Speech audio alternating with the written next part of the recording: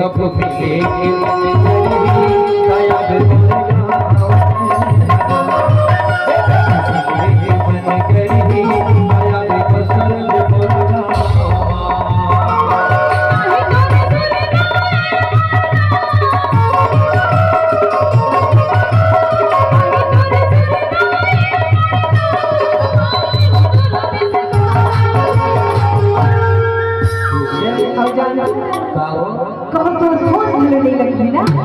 phone नहीं लगी खबर पड़ रही हो देखते तो कथो हां कहो मिली के मन गया हो रे तू तुलना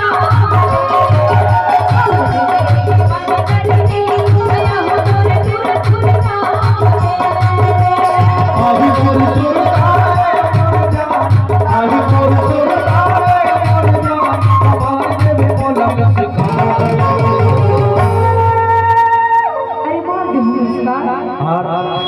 पक्का मान देना पक्का एक भूमि मन करी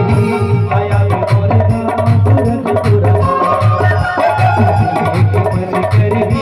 आया मोर सूरज पूरा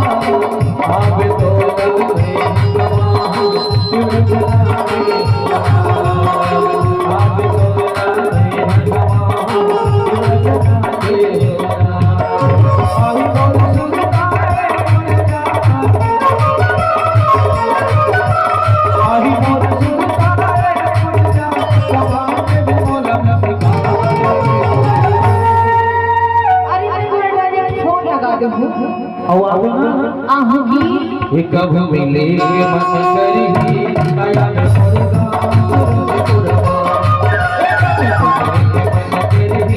आया मोर सूरज पूरा आया मोर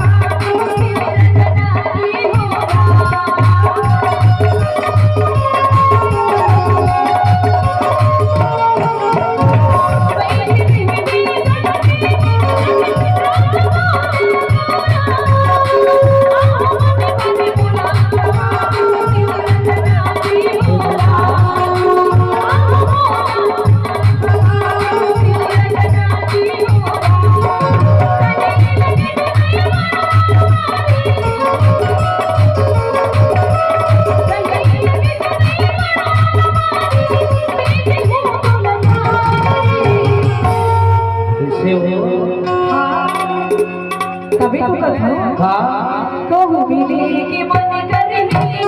हो रे सूरज पूरा कहूँ मिले के मन करे नया हो रे सूरज